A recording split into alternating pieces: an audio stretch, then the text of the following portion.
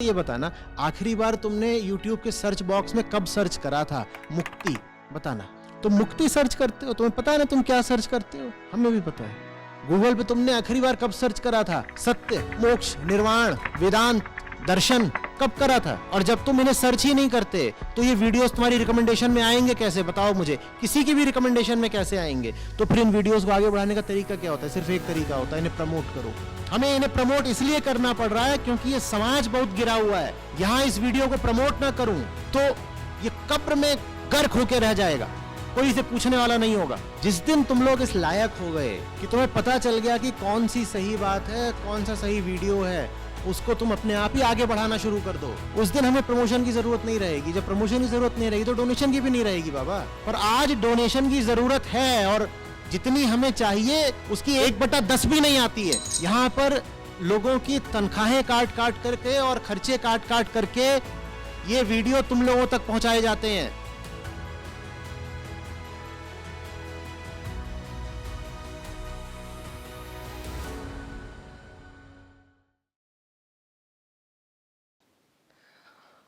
प्रणाम आचार्य जी। मेरी कुछ लोगों से बात हो रही थी, मेरे मित्र हैं, मेरे साथ काम करते हैं, तो मैंने आपके वीडियोस दिखाए उनको और बताया आपके बारे में। उन्होंने देखे भी वीडियोस आपके, तो बहुत अच्छे लगे। कहा कि आप बहुत खरी बात बोलते हैं, बहुत साफ खरी बात बोलते हैं। लेकिन एक चीज़ जो उन्होंने बोली वो ये थी कि आपका एक तरह का बैकग्राउंड रहा है, मतलब आपकी जो एजुकेशन है, आप आईआईटी से, आईएम से, आपने सिविल सर्विसेज किया और एक तरह के माहौल में आप थे, तो आपके लिए आसान था वो बोल्ड डिसीजंस ले पाना, जिस तरह के डिसीजंस आपने लिए जो आप अभी काम कर रहे हैं। लेकिन अगर एक आम आदमी की दृष्टि से देखें तो जिसने अभी जीवन में बहुत कुछ नहीं देखा है, जिसके पास बहुत रुपया पैसा नहीं है, तो उसके लिए वो तो उसके दृष्टिकोण से सिर्फ उसको दिखता है कि भाई मैं और ज़्यादा पैसे कमा लूँ। एक मटेरियलिस्टिक मेरा ड्रीम है कि मैं इतने पैसे और कमा लूँ और मैं इतनी कम से कम एक बेसिक लग्जरी लाइफ में जीऊँ, जिसके बाद अगर फिर मेरे ऊपर है कि मैं निर्णय कर सकता हूँ उसके बाद कि देखो मुझे जीना है वैसा या नहीं जीना है। पर अभी तो मैंने कुछ किया ही नहीं। मतलब आप जिस स्थान पर बैठ के बोलते हैं आपके लिए आसान है बोलना, लेकिन एक व्यक्ति जिसके पास वो एक बेसिक सेट ऑफ लग्जरीज नहीं है, उतना एक्सपोजर नहीं है, उसके लिए तो एक सीधा सादा एक उसका ड्रीम है कि भाई मुझे इतना रुपया चाहिए, मुझे इतनी बेसिक लग्जरी तो कम से कम चाहिए ही लाइफ में। तो उसके लिए ऑब्वियसली समय लगेगा। तो ये बात कहाँ तक ठीक है? मतलब मैं उसके बाद बहुत ज़्यादा कुछ बोल नहीं पाया उनको, तो मैं चाहता था कि आप ही खुद जवाब दें तुम इसका। क्या नहीं बोल पाए? तुमने मुझे भी देखा है, मेरी ज़िंदगी देखी है। मैंने कौन सी लग्जरीज एंजॉय करके छोड़ दी है भाई? इसमें ना बोल पाने की क्या बात है? कुल मिला के तर्क ये है कि आचार्य जी आप तो खूब भोग भोग लिए, मज़े मारने के बाद अब मंच पर बैठकर प्रवचन दे रहे हो। हमने तो अभी ज़िंदगी कोई मज़े मारे नहीं, तो हम कैसे छोड़ दें? मैंने कौन सी चीज़ें भोग ली हैं? जो ये सवाल ही अपने आधार में ही गलत है। क्या भोगा है? उल्टा हुआ है। लोग आईएम जाते हैं ताकि आईएम के बाद खूब कमाएंगे। मैंने आईएम जाके आईएम के बाद अपना एजुकेशन लोन चुकाया। कमाने को तो मिला नहीं, चुकाया ज़रूर है। तो यही लग्जरी थी कि लोन चुकाओ। भाई वसूली तो शुरू होती है जब आप वहाँ नौकरियाँ करते हो और 5-10 साल जब रहते हो तब वसूल करते हो ना कि हाँ भाई जो कुछ डिग्री से मिलना था अब निकालेंगे। डिग्री कर ली, उससे वसूला तो कुछ था नहीं मैंने। तो लग्जरी की बात कहाँ से आ गई? कौन सी लग्जरी मैंने कमा ली? ये क्या बेकार का तर्क है ना। और ऐसे तर्क गुरु ने ही बहुत दिए। कहते राम कृष्ण और बुद्ध और महावीर ये सब राजसी खानदानों से थे, तभी तो ये आध्यात्मिक हो पाए। तो चलो बेटा तुम पहले पैसा कमाओ खूब, तुम भी महल बनवाओ, तभी तो महल को छोड़ोगे। अरे जब महल है ही नहीं तो छोड़ कहाँ से दोगे? ये गुरुओं ने भी तर्क दिया है और ये लोगों को बड़ा अच्छा लगता है। इससे ये हो जाता है कि जो अभी फिलहाल तत्काल अनिवार्यता है कि तुम जीवन को सही से देखो और सही निर्णय लो, आप उस अनिवार्यता को आगे के लिए लंबित कर सकते हैं, पोस्टपोन कर सकते हैं। आप कहते हैं अभी तो पहले पैसा कमा लें, लग्जरी विलासिता भोग लें, उसके बाद देखेंगे। उसके जैसे भाई गौतम बुद्ध ने भी सब मज़े कर लिए, उसके बाद अपना छोड़ के निकले थे ना जंगल, तो ऐसे ही हम पहले मज़े कर ले सारे। ये खूब तर्क चलता है। मैं अपने बारे में पूछ रहा हूँ, मुझे बता दो मैंने कौन सी लग्जरी कर ली है।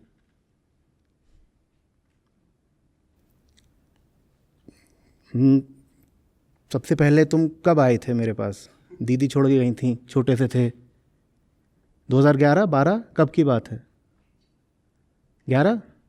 तो 11 साल से तो देख रहे हो, उसमें तुमने मुझे कौन सी लग्जरीज में देखा है भाई? और ज़िंदगी मेरी खुली किताब है, कमरा भी मेरा खुला रहता, आज तक ताला लगा नहीं। क्या जी रहा हूँ, क्या खा रहा हूँ, क्या पी रहा हूँ, वो सबके सामने प्रत्यक्ष है। तुमने क्या लग्जरीज देख ली? ये तर्क ही क्या है कि आचार्य जी तो मज़े मार चुके हैं इसलिए अब ज्ञान बाँचते रहते हैं। मज़े बताओ ना, कौन से मज़े? मतलब आपका एक तरह का बैकग्राउंड रहा है। उस बैकग्राउंड से तो मैंने बस लोन चुकाया है। उस बैकग्राउंड से मैंने पाया क्या है? ताने पाए हैं ज़रूर। यूपीएससी की सीट खराब कर दी, आईआईटी की सीट खराब कर दी, उससे मैंने पाया क्या है? पाया माने सांसारिक लहजे में क्या पाया है? शिक्षा पाई है, अलग बात है, पर जो लग्जरीज बोल रहे हो, लग्जरीज तो मुझे मेरी शिक्षा से मिली नहीं।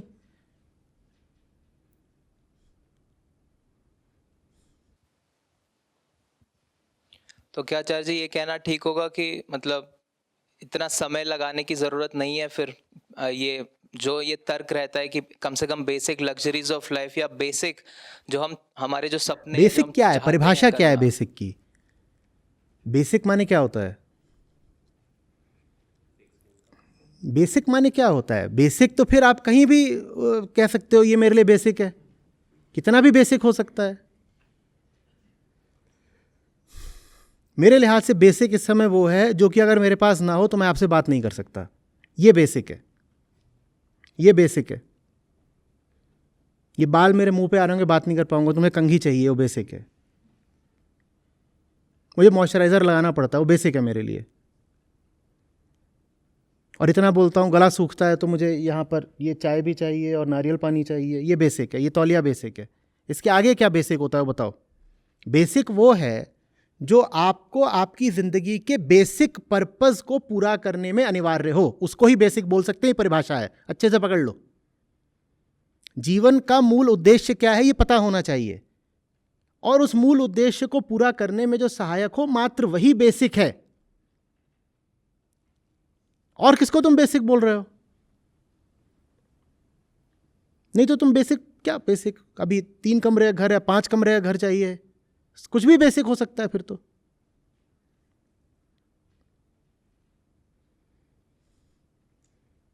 आज से 20 साल पहले बेसिक की जो परिभाषा थी उससे हम बहुत आगे निकल आए, और एक आदमी की जिंदगी में भी उसकी बेसिक की परिभाषा लगातार बदलती रहती है, लगातार।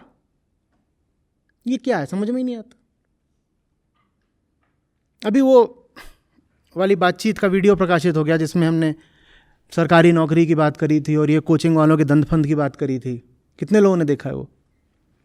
तो उसमें बहुतों का आ रहा है कि आचार्य जी आपने तो बोल दिया कि प्राइवेट में 20-25 हज़ार की मिल जाती है, लेकिन हम मैकेनिकल इंजीनियर हैं, हमें तो 10-15 हज़ार की मिल रही है बस, तो इतने हमारा काम नहीं चल रहा। अब मैं ऐसे लोगों से संवेदना रखता हूँ, लेकिन उनसे मेरे कुछ सवाल है बेसिक की। जहाँ तक बात है, जब तक तुम पढ़ाई कर रहे थे और हॉस्टल में थे, तुम्हारा महीने कितने का खर्चा था? मान लो तुम अभी अपने 4th ईयर में हो, ठीक है, और अप्रैल तक तुम्हारा आखिरी सेमेस्टर चल रहा है, तो मुझे बताओ मार्च और अप्रैल के महीनों में तुमने कितना खर्चा किया? क्या तुम्हारा खर्चा? कितने लोग हॉस्टल में रहे हैं? इंजीनियर कितने हैं यहाँ पे? अरे इतने इंजीनियर हैं, मैं सब इंजीनियर्स को ही खींच रहा हूँ तो गजब हो गया, सब इंजीनियर हैं यहाँ। हाँ तो एक तो बेंगलोर है, ठीक ठीक, बेंगलोर है। सेमेस्टर, आखिरी सेमेस्टर में भी प्रतिमाह कितने का खर्चा कर लेते हो? अब उड़ाने को तो उड़ा दोगे, कहो कि मैं 8,000 के जूते खरीद लाया, वो अलग बात है, वरना कितने का खर्चा होता है? महीने कितने में निकल जाता है? 5,000 में। तो अप्रैल के महीने में 5,000 में खर्चा चल गया, और मई में आपकी ज्वाइनिंग थी और उन्होंने कहा 15,000 देंगे, और वो 15,000 एकदम कम पड़ गया। ऐसा कैसे हुआ चमत्कार? कैसे हुआ बताओ कैसे हुआ? मैं समझ सकता हूँ कुछ बातें, तुम कहोगे किराया देना पड़ रहा है रहने का, तुम ये भी कहोगे कि इसकी किश्त देनी पड़ रही है एजुकेशन लोन की, वो भी समझ गया। लेकिन उसके बाद भी बताओ कैसे हो गया ये? क्योंकि हॉस्टल का भी वहाँ पर तुम देते ही थे, अगर आगे मकान का दोगे उससे पहले हॉस्टल का देते थे। और जब आप पहली नौकरी में जाते हो तो ऐसा तो करते नहीं हो कि एक मकान पूरा अपने ले लेते हो, 2-4 लोग मिलकर शेयरिंग पे रहते हो जैसे हॉस्टल में रहा करते थे। तो खर्चा कितना बढ़ गया? बढ़ेगा, मैं मान रहा हूँ बढ़ेगा, पर कितना बढ़ जाएगा? 5-10 गुना बढ़ जाएगा। और पिछले 4 साल से आपका महीने का काम 4,000, 5,000, 6,000 में चल रहा था, पिछले 4 साल से चल रहा था। नौकरी अगर 15 की लग रही है तो कहते हो इसमें तो मेरी बेसिक ज़रूरतें भी पूरी नहीं हो रही। ये बेसिक क्या होता है? हाँ बस यही है, बेसिक माने जितना दुनिया के मुंह पे फेंक के मारो, और बेसिक वो जो घर में बताओ ताकि पापा जी की छाती चौड़ी हो जाए। तभी तो आधे लोग जितनी अपनी तनख्वाह होती है उससे दूनी सीटीसी घर में बता के रखते हैं। घर वालों को संतोष रहना चाहिए, यही बेसिक है।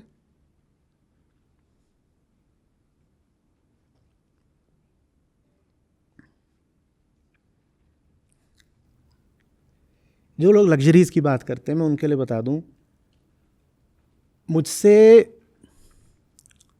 हमारे बाद कितने बैच निकल आए? हमारे बाद अब 23 बैच निकल आए आईआईटी के, और 20 बैच निकल आए आईएम के।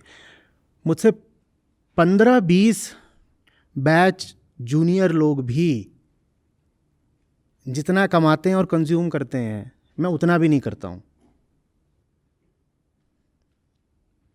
आज आईएम अहमदाबाद का जो फ्रेशर निकलता है उसकी जो एवरेज सीटीसी होती है, मेरी अपनी तनख्वाह उतनी भी नहीं है। और जो मेरी तनख्वाह है भी वो, उसमें मैं संस्था से आपकी 1 पैसा नहीं लेता। पुरानी अद्वैत लाइफ एजुकेशन है, उसका जो पढ़ा था वही चल रहा था, और अभी पिछले महीने मुझे बताया गया कि अब वो ख़त्म हो गया। तो अभी मुझे फुर्सत ही नहीं मिली, मुझे ये देखना है कि मेरा अपना खाना पीना कैसे चलेगा इस महीने में। लग्जरीज क्या है? और जो लोग लग्जरीज की बात करते हैं कि राम और कृष्ण थे, इनके पास तो सब कुछ थी तभी तो ये कर पाए, वो कभी कबीर साहब, रैदास साहब, नानक देव, इनकी बात क्यों नहीं करते? इनके पास कौन सी लग्जरीज थी? गरीबदास, मलूकदास, इनकी बातें क्यों नहीं होती? पलटू दास, ये सब बहुत साधारण वर्गों से आते थे।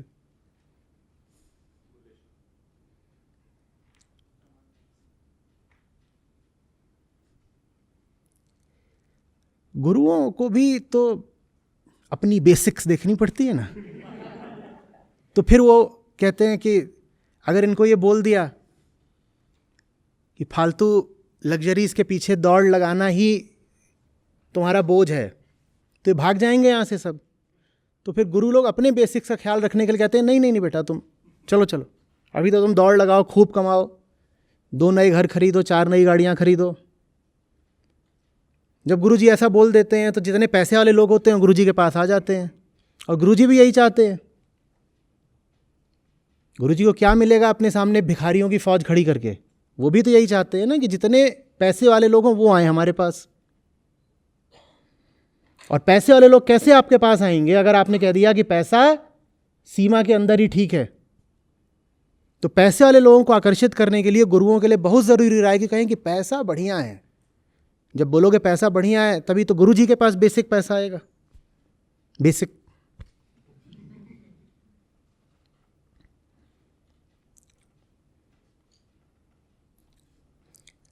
मैं अपने खाने पीने तक का ठीक से ख्याल नहीं रख पाया,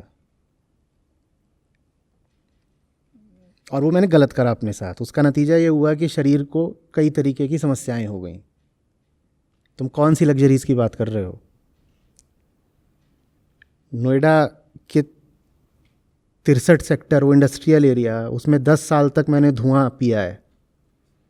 वहीं पर ऐसे मेज थी, उसके बगल में ऐसे सो जाता था। वहाँ नहीं सोया तो उसके पीछे वो 6x8 का खोखा था, उसमें घुस जाता था। उसमें ऊपर से मेरे सीमेंट के इतने बड़े बड़े गिर रहे होते थे, और अपना उस वक्त काम कर रहा था। इन चीज़ों का होश ही नहीं था।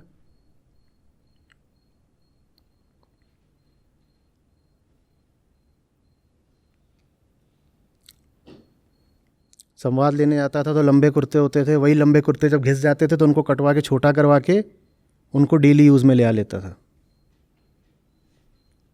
देखा नहीं है सब? कौन सी लग्जरीज?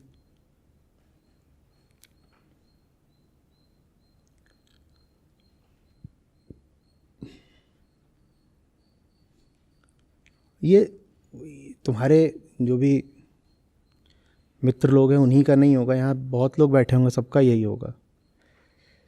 अरे ये तो सब इन्होंने पहले हासिल कर लिया। उल्टा नहीं सोचना चाहिए कि अगर हासिल कर लिया तो हासिल करने के बाद छोड़ना कितना मुश्किल है। जिसने हासिल नहीं किया हो वो कहना शुरू कर दे अरे सब बेकार है, तब तो फिर भी ठीक है, अंगूर खट्टे हैं। उसने हासिल ही नहीं किया, वो कह सकता है कि सब बेकार है। पर कर लिया हो और जब वसूली का समय आया हो तब त्याग दिया हो, वो नहीं ज़्यादा कठिन है। और मैं उसको कठिन भी नहीं कह रहा हूँ, वो ज़रूरी था। और जो चीज़ ज़रूरी होती है वो तो करनी पड़ेगी, भले ही कठिन हो। नहीं करनी पड़ेगी।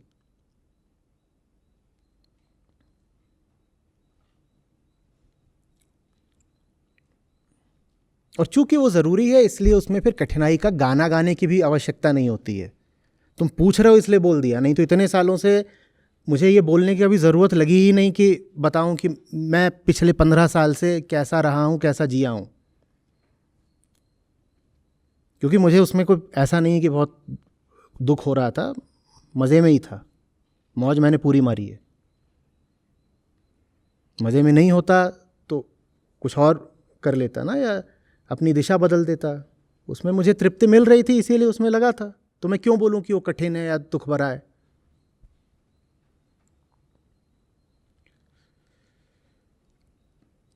अब सुनो सही बात, जिन चीज़ों को तुम लग्जरीज बोलते हो उन लग्जरीज से बड़ी लग्जरी है एक सही और सच्चा जीवन। जो लोग आज सबसे लग्जूरियस जीवन जी रहे हैं, विलासिता और वैभवपूर्ण, क्या उनको भी सही और सच्चे जीवन की लग्जरी मिली? तो बताओ ना फिर। बड़ी से बड़ी लग्जरी के बाद भी ये वाली लग्जरी तो नहीं मिली ना। तो ज़्यादा बड़ी लग्जरी कौन सी है? प्राइवेट जेट और प्राइवेट आइलैंड और प्राइवेट याट होना? हाँ, या जिंदगी के सामने बिल्कुल छाती चौड़ी करके खड़े हो कि हाँ सही जिए हैं, सच्चा जिए हैं, न घुटने टेके हैं,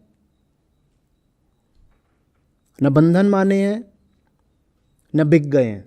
ज़्यादा बड़ी लग्जरी क्या है? तो हम भी कह रहे हैं कि ज़िंदगी में लग्जरीज होनी चाहिए। Go for the highest luxury.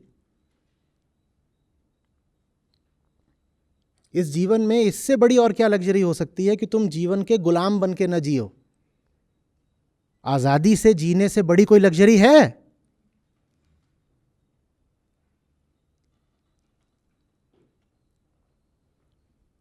सोने के पिंजरे में कैद चिड़िया और मोतियों का उसको आहार दिया जाता है, क्या लग्जरी है? क्या लग्जरी है? चाहिए?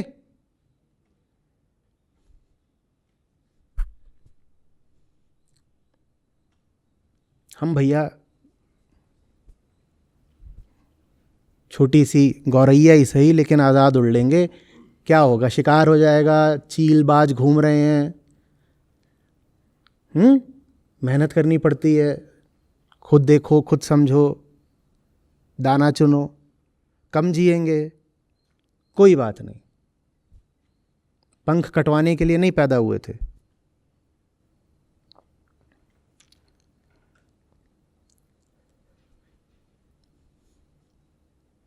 बताता हूँ लग्जरी क्या होती है। लग्जरी ये होती है कि बिना बात के डरना नहीं पड़ता। लग्जरी ये होती है कोई दूसरा इंसान तुम्हारी ज़िंदगी पे हावी नहीं होता। ये होती हैं लग्जरीज।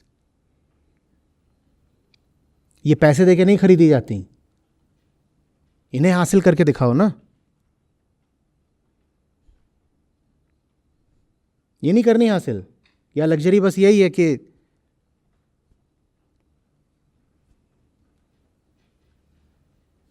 न्यूयॉर्क में बंगला खरीदा है,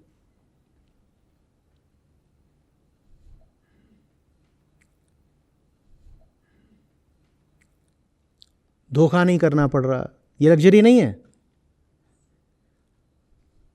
बोलने से पहले 5 बार सोचना नहीं पड़ रहा, ये बहुत बड़ी लग्जरी है। मैं आपके सामने 5-5, 6-6 घंटे बैठा रहता हूं, मैं कैसे बोल पाता अगर हर बात विचारनी पड़ती तो? बोलिए।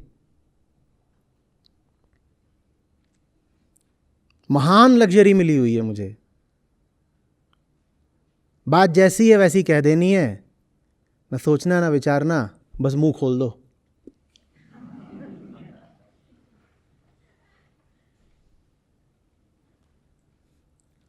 सोच सोच के तो आदमी आधे घंटे में थक जाए, दिमाग से परेशान हो जाए।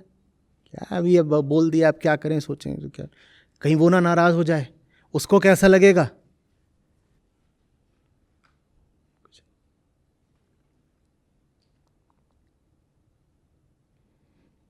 किसी से कुछ पूछना नहीं पड़ता।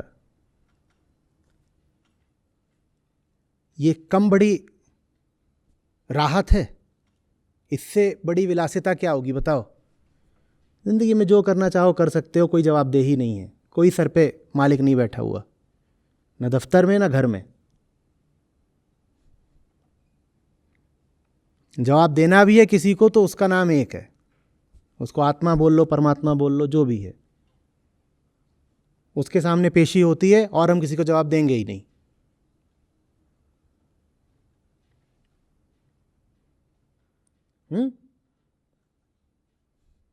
प्रधानमंत्रियों, राष्ट्रपतियों को भी ये लग्जरी उपलब्ध है? उन्हें भी नहीं, उन्हें भी जवाब देना पड़ता है। तुम ऊंचे से ऊंचे हो जाओ, कहीं ना कहीं तो तुम्हारी अकाउंटेबिलिटी होती है।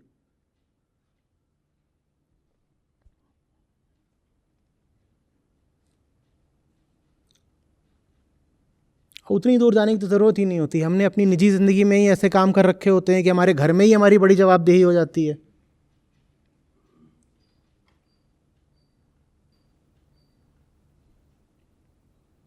कल यहाँ पर बोल के तो गए हैं लोग कि आज आए अब कल नहीं आ पाएंगे।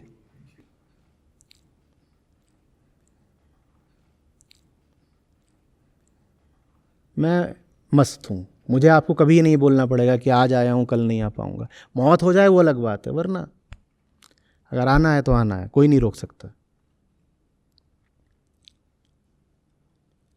ये है लग्जरी।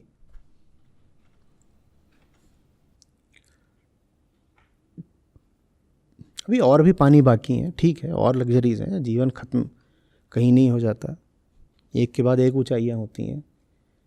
दिक्कत यह है ना कि आप ऊंचाइयों को सिर्फ भौतिक रूप से समझते हो। आपके लिए लग्जरी सिर्फ मटेरियल होती है, टेंजिबल। और इसीलिए फिर आप पैसे के पीछे भागते हो कि पैसा तो टेंजिबल चीजें ही खरीद सकता है।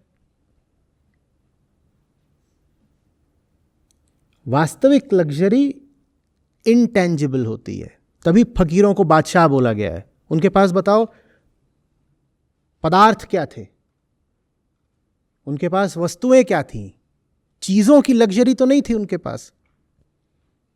पर फिर भी इस देश ने सब फकीरों को बोला बादशाह।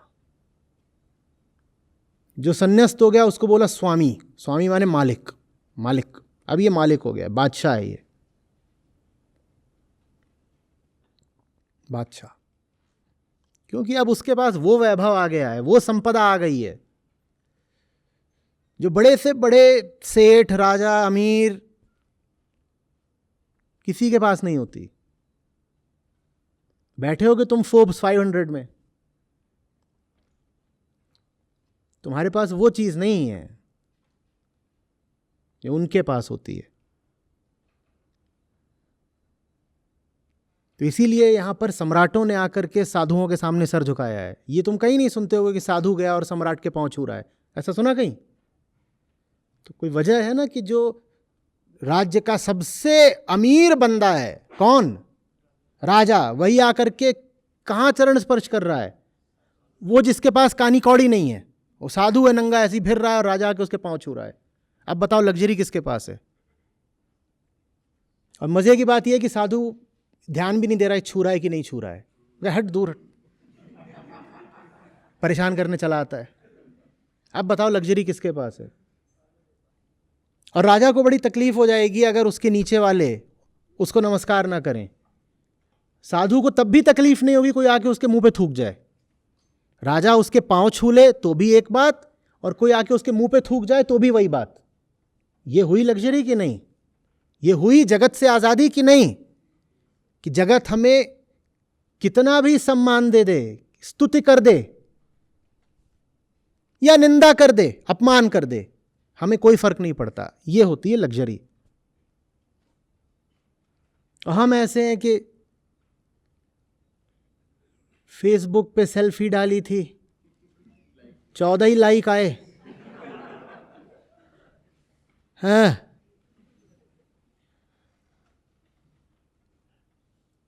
साइकेट्रिस्ट को फोन मिला रहे हैं, डिप्रेशन हो गया है, 14 ही लाइक आए हैं आज कुल।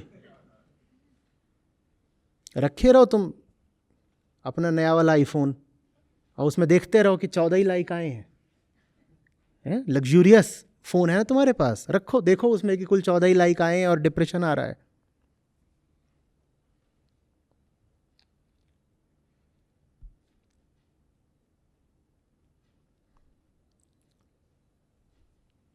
बेसिक की परिभाषा समझ गए हो? जिंदगी में सही काम करने के लिए जितने संसाधन चाहिए उतने जरूर जुटाओ, और उससे ज्यादा बिल्कुल नहीं। एक सही और साफ और ऊंचा लक्ष्य बनाओ, और उसको पाने के लिए रुपया, पैसा, रिसोर्सेज जो भी चाहिए उतने जरूर इकट्ठा करो, कमाओ। लेकिन अपने भोगने के लिए कमाना, इसमें कोई मजा नहीं आने वाला। आप चाहो तो प्रयोग करके देख लो।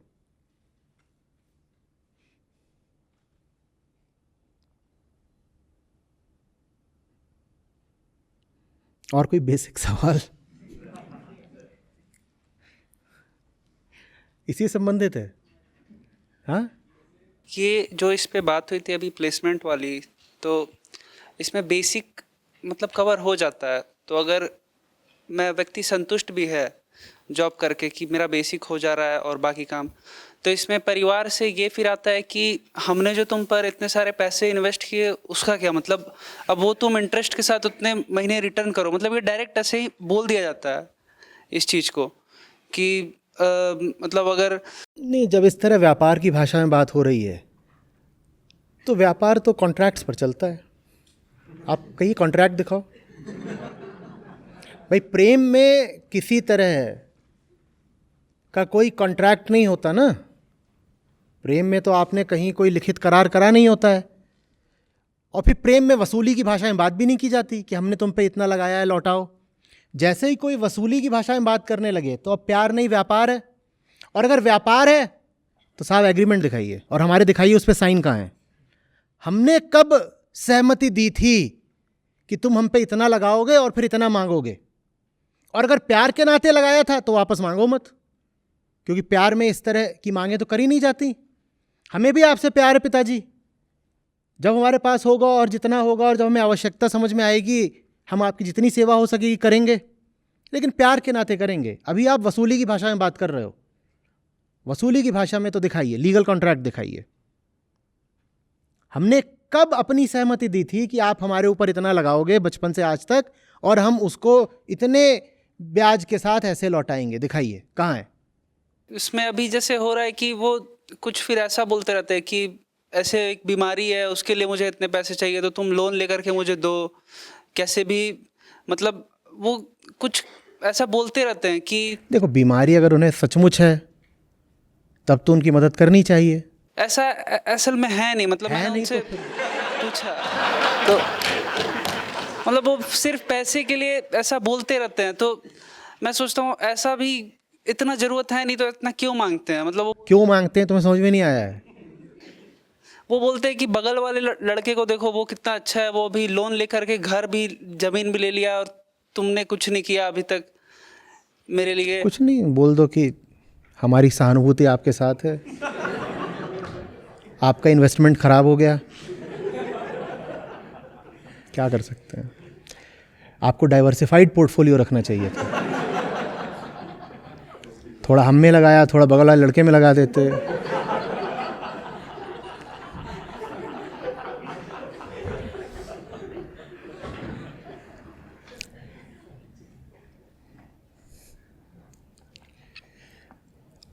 ये देखो, सब शारीरिक घटनाएं होती हैं। बच्चा पैदा हो गया, इससे प्रेम थोड़ी आ जाता है। हम बहुत बड़ी बड़ी मिथ्स में जीते हैं, भ्रांतियां, जिसमें से एक ये भी है कि बच्चा है तो उसका माँ बाप से प्रेम का ही तो रिश्ता होगा। क्यों होगा भाई? ऐसा भी नहीं कि कभी कभी नहीं होता है, कभी भी नहीं होता है। जो व्यक्ति जागृत ही नहीं है वो किसी को भी कैसे प्रेम कर सकता है? बच्चे को भी कैसे प्रेम कर लेगा अपने? प्रेम कोई अंधी चीज है क्या? प्रेम कोई अंधी चीज है क्या? सिर्फ इसलिए कि तुम्हारे पास शरीर है, और शरीर पशुओं का और मनुष्य का समान होता है, सिर्फ इसलिए कि तुम्हारे पास शरीर है तुम प्रेम करना जान जाओगे? प्रेम तो बड़ी मेहनत से सीखना पड़ता है। किसी अंधे अंधेरे क्षण में आपने संतान को जन्म दे दिया, इससे आप में प्रेम आ जाएगा? प्रेम थोड़ी आ जाएगा। कोई किसी से प्रेम नहीं करता, कोई किसी से प्रेम नहीं करता। प्रेम सिर्फ ज्ञानियों ने, मनीषियों ने, संतों ने जाना है। प्रेम ऐसी सस्ती चीज नहीं है कि प्रेम हो गया, कोई लड़की दिखी प्रेम हो गया, बच्चा पैदा हुआ प्रेम हो गया। उसके लिए दूसरे नाम होते हैं। कोई लड़की दिख गई आकर्षण हो गया, बच्चा पैदा हुआ ममता हो गई, प्रेम नहीं हो जाता। प्रेम बहुत ऊंची बात है। और बिल्कुल डंके की चोट पे कह रहा हूं, कोई बिरले माँ बाप होंगे जिन्हें अपने बच्चों से जरा भी प्रेम होता है। माँ बाप को आपस में ही नहीं प्रेम होता, उन्हें बच्चों से क्या प्रेम होगा?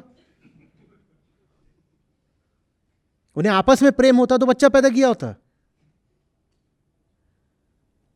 बच्चे तो सब पैदा हमारे प्रेम से नहीं होते, हमारी पाशविकता से होते हैं।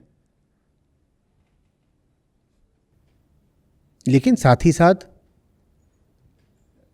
अब उन्होंने पैसा तो तुम पर लगाया ही है, ठीक है, तो अपनी आज़ादी गिरवी रखे बिना जितना उनको लौटा सकते हो लौटा दो। लेकिन उनको लौटाने के लिए तुम खुद कहीं बंधक मत बन जाना। अपने खर्चे कम से कम रखो, जो भी बचे थोड़ा बहुत उतना घर भेज दिया करो, लो ही तुम्हारा है। क्योंकि ऋण तो था ही, प्रेम में ऋण नहीं होते। पर आपसे प्रेम का तो संबंध था नहीं, तो हम उसको कर्ज ही मानेंगे और जितना होता रहेगा धीरे धीरे लौटाते रहेंगे। आप में से जो भी लोग माँ बाप हैं या होने वाले हैं, अपने बच्चों से कभी इस भाषा में बात मत करना भाई कि तुम पे इतना खर्चा करा है। मेरे सामने लोग आ चुके हैं जिन्होंने दिखाया है कि बाप ने पूरा हिसाब रखा हुआ था कि इतना लगा। इसमें यह तक था कि जब तुम पैदा हुए तो तुम्हारे अस्पताल में कितने पैसे दिए थे तुम्हें पैदा कराने के, वो तक है। पूरा हिसाब रखे हुए हैं पिताजी। अब कह रहे हैं कि इसका क्या करना है। ये मत करना। तुमने किसी को पैदा कर दिया, यही उसके साथ अपराध है। ऊपर से तुम उसको ये पूरी वसूली दिखा रहे हो, ये तो क्रूरता है।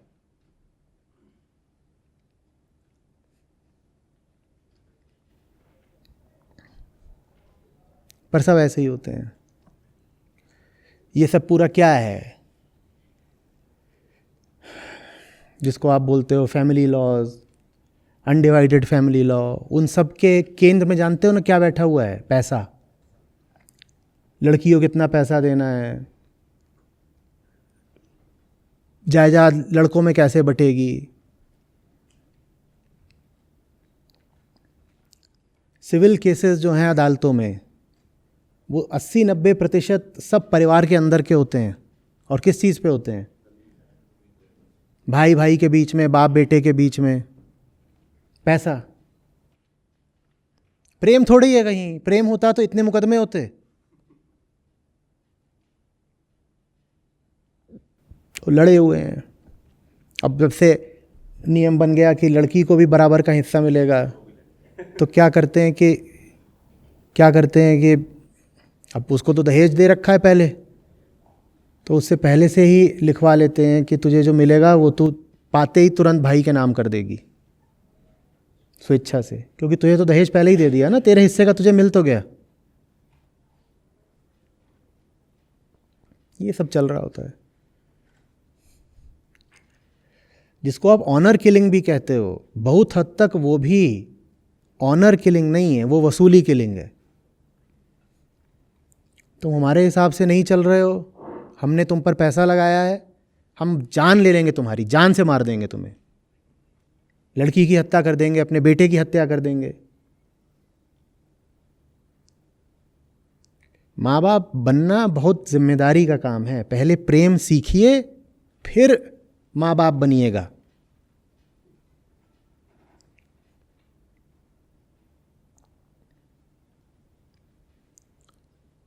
प्रेम सीखे बिना बच्चे को जन्म देना घोर अपराध है।